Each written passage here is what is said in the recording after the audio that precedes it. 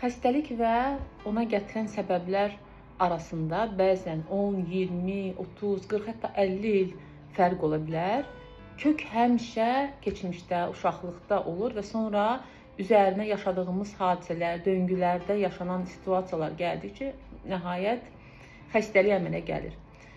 Pasiyentlər bəzən xəstəlik narahatlığı üçün gəlir, ancaq xəstəliyində olan narahatlığı həll etməyini istəyir, amma ona döngüləri böləndə bəzən onlara çatmır ki, yəni yaşamışam, amma bu haqda heç fikirləşməmişəm.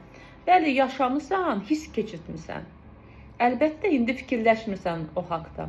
Artıq xəstələnəndən sonra ona gətirilən səbəblər haqqında düşünmək heç insanın vaxtı da yoxdur. Çünki insan analizlər verir, həkimlərə gedir, o heç yadına düşmür ki, o 6 ay, 1 il qabaq dəhşətli bir stres keçirdi və ondan qabaq da döngülərlə eyni hadisələri yaşayıb. İnsanlar dəyişib, hadisələr dəyişib, amma sən eyni hissləri yaşamısan. Bəzən hətta təəccüblənirik, özümüz bunları bilirik, amma yenə də beynin necə təkrar etməsindən hər zaman təəccüblənirik. Necə eyni tipli situasiyalar baş verir, xüsusilə də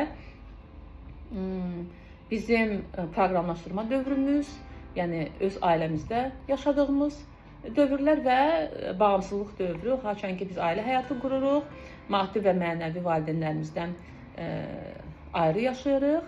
O zaman bizim həmən proqramlaşdırma dövründə və yaxud həyatımızın ilk illərində yaşadığımız hadisələri təkrar həyat yoldaşımızla yaşaya bilirik.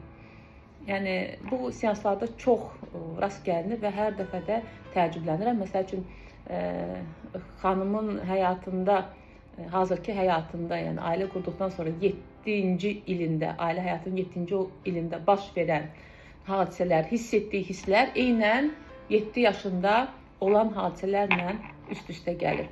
Bizim beynimiz belə işləyir. Bizim beynimiz dəyişiklik istəmir. Əgər bu proqramla uşaqlıqda, həyatda qalmısansa, beyin onu həyatımızın ikinci hissəsində, yəni bağımsızlıq dövründə, ailə qurandan sonra, maddi və mənəvi valideynlərdən ayrılandan sonra təkrar edir. Çünki bu halla, bu situasiya hətta nə qədər ağır olsa da, sən bununla həyatda qalmısansa, beyin üçün bu yaşama strategiyasıdır və beyin həmən o yaşama strategiyasını təkrarlayacaq.